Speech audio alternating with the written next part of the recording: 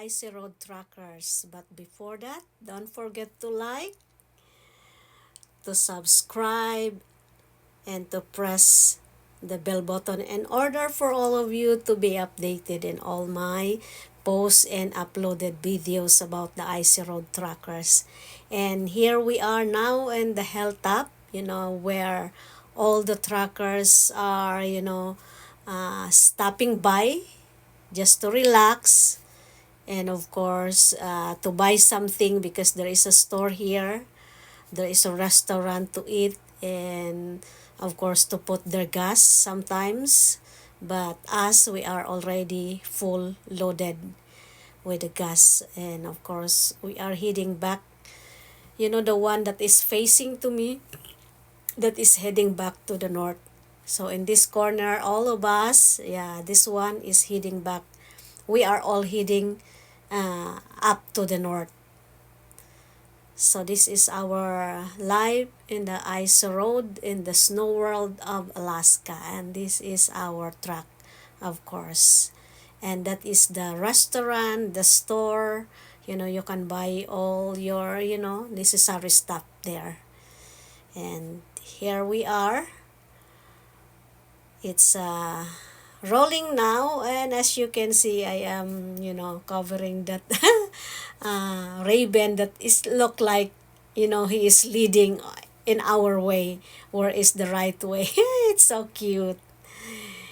And here we are now in the Dalton highway, guys, from the Fairbanks going up to the Dead Horse Prado Bay, where is our final destiny.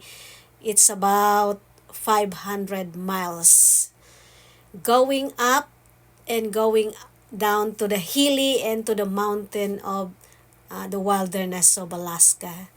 And because we are heading to the north, some of the truck are already empty, just like this one. This is the tanker truck also, they are empty. And this is the Dalton whole road. See, it's empty. They are heading back to the south. So our shop, most of the haulers and the truckers, our shop are in the city of Fairbanks mostly. And of course, there are some that are in nearby town in North Pole. So this is the Dalton highway, guys. We are now in the 41 miles. As you can see, it's very freezing right now. And aside from that, it's very windy. Look at that one heading to the north and fully loaded. And we are so thankful that, there's a little bit of sunlight that showing up today. But it's a little bit foggy. So this is the life of all the truckers here, even though most of the time there is an extreme weather here. It's very cold, it's really freezing, and most of the road are slippery. And can you imagine, more than 4,000 hills and mountain that you need to climb up and climb down. As you can see that I am always showing you, the roller coaster, the ice cut, the shelves, the knob, the gobbler's knob, and of course the Oshit corner. It's rolling down now. We are almost in the Yukon River. What else? The Atigon Pass Mountain. That one is heading back to the south. And this is our road right now, guys. So the white that is blowing by the air, that is a snow. So the flatbed truck is there. It's empty. And as you can see, that truck is, crawling and rolling up to that mountain. So this is the sacrifice and the hard work of all the haulers here in Alaska in the wilderness of the Prado Bay. So we are delivering fuels and all the stuff there. Can you imagine? So it takes about, it depends upon the weather, it depends upon the road and your truck. It takes about 10 to 14 hours, by driving going up there in the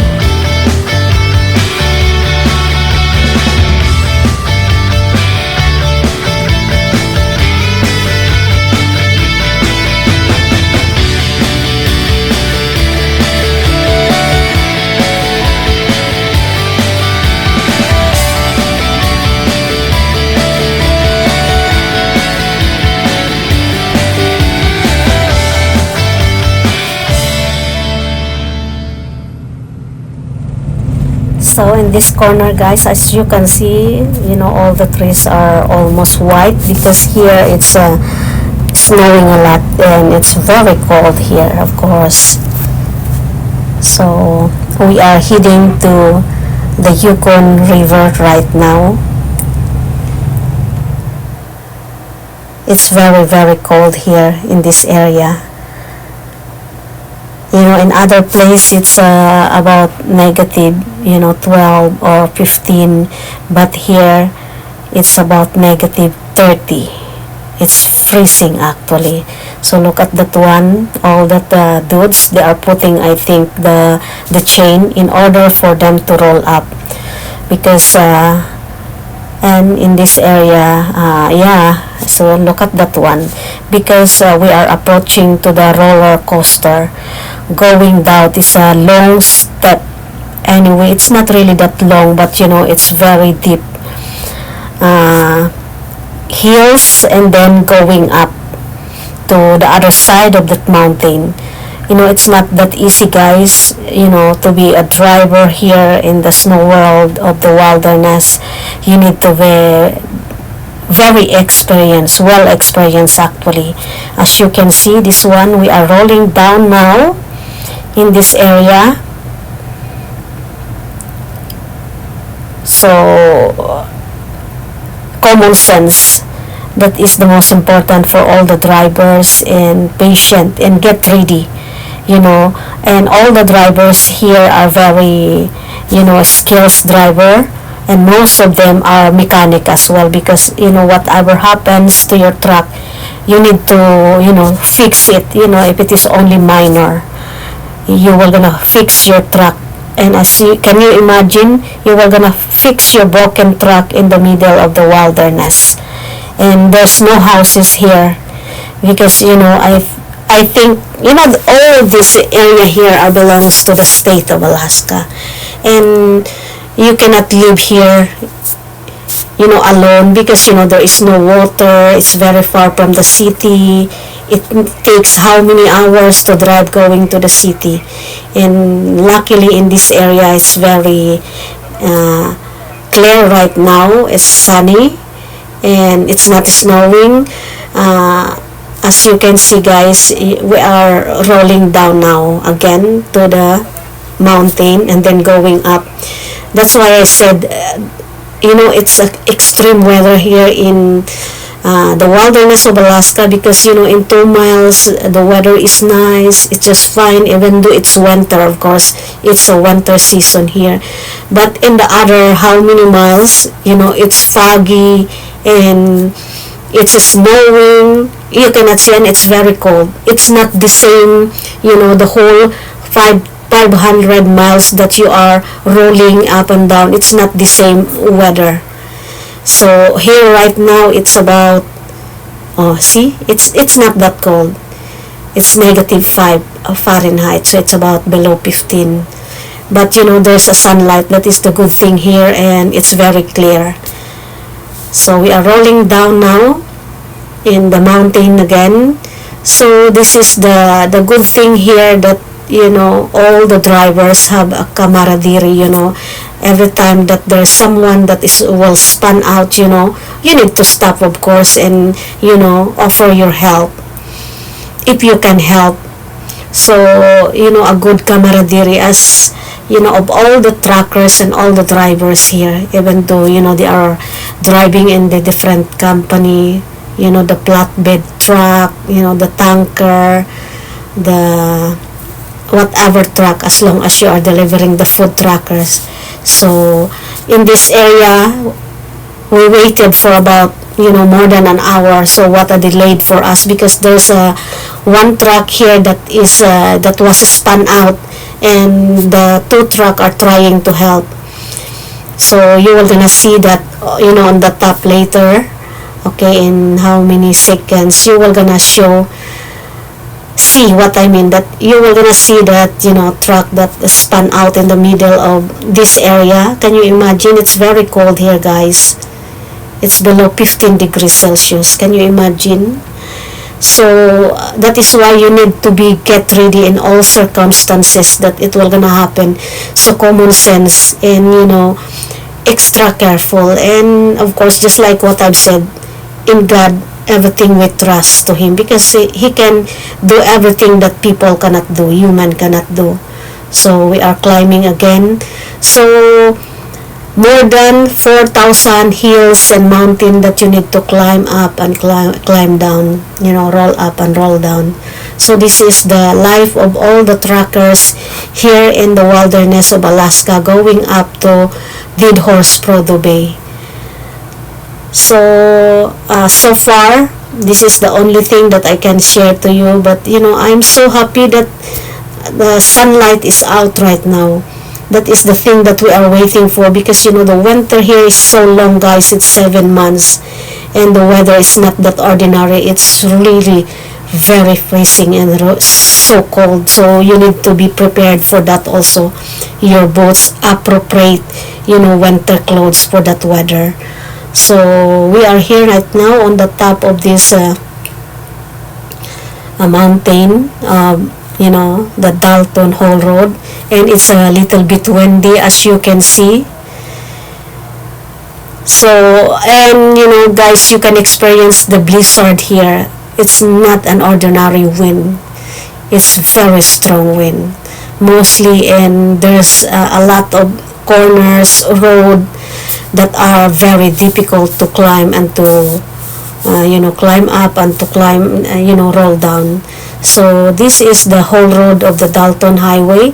That is why this is very popular, and you cannot compare this road to anybody, anywhere, because this road here is very unique.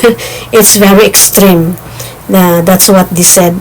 So far, guys, whatever you can see right now, enjoy the clouds. It's very clear. That is so good. So hoping that we can see the aurora borealis tonight, or the northern light that they said, because once it is foggy, you cannot see the aurora borealis. So this is the one that I am telling you, that the truck spun out in the middle of the road, and we waited for more than 1 hour before they took out from the road. So this is the two truck that are helping to this one. So it's very difficult life. You need to prepare in everything.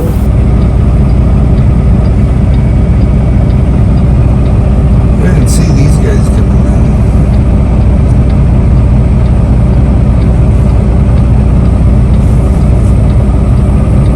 This is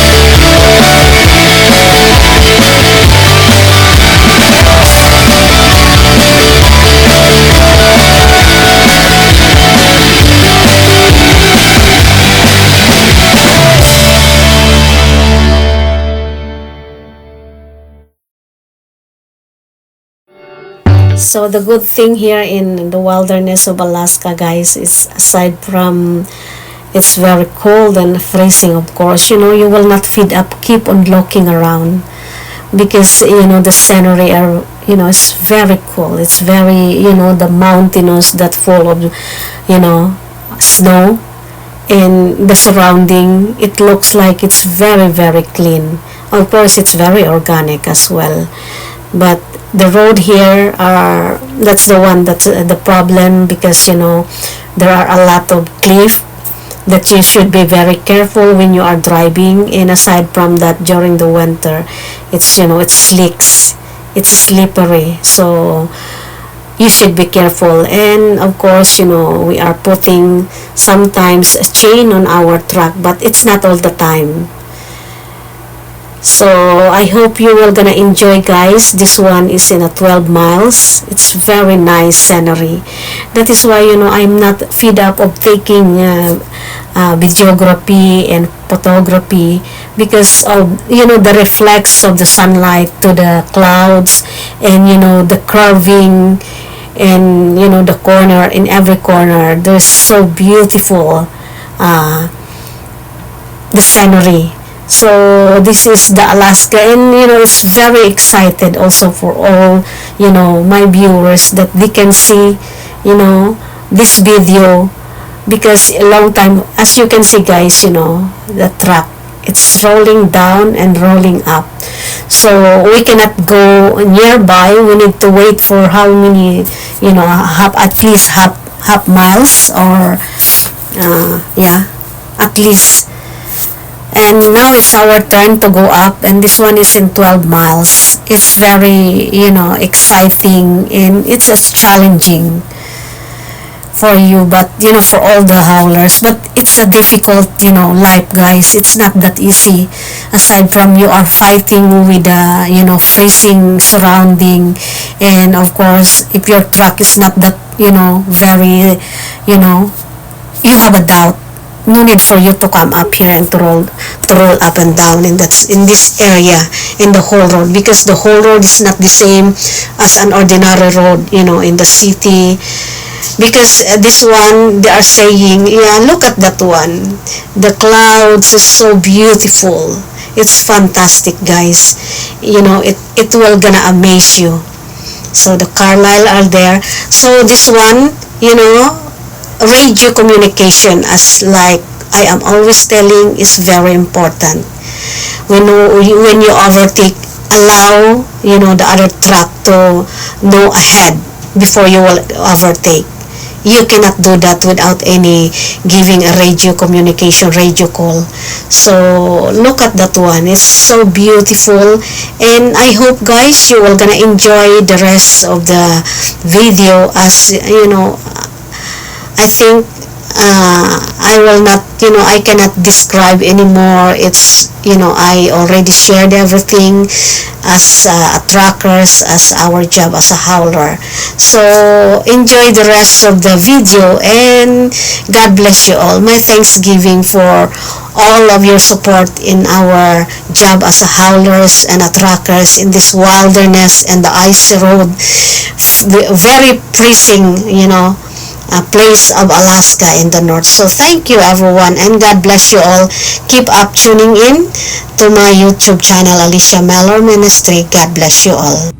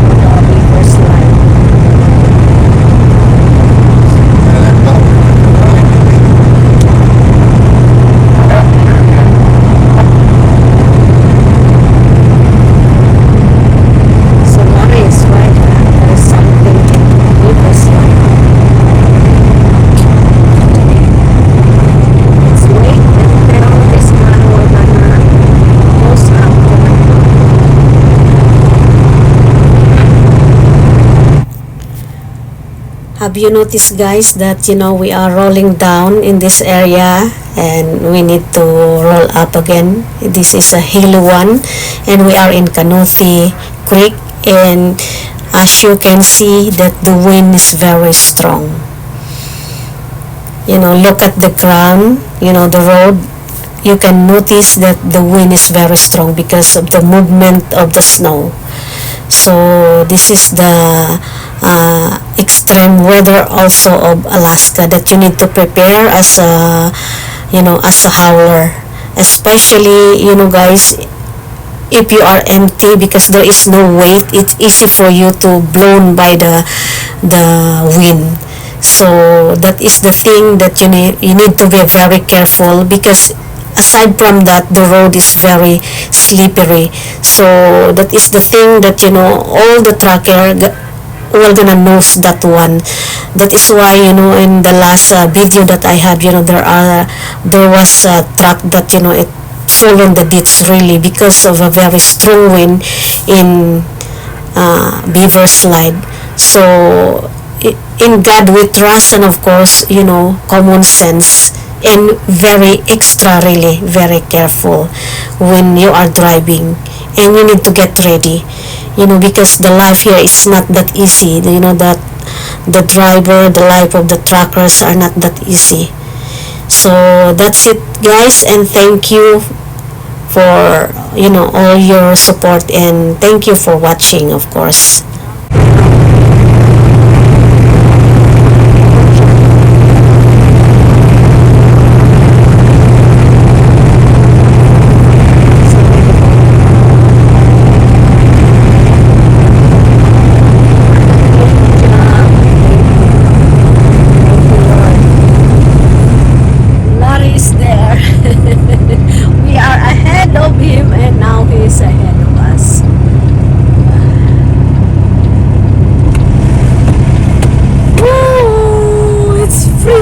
Guys, it's not that cold, but because of the wind, it's very strong. It's freezing.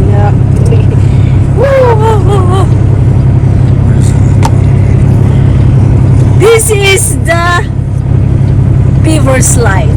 We are on the top of the Beaver Slide, guys. Woo!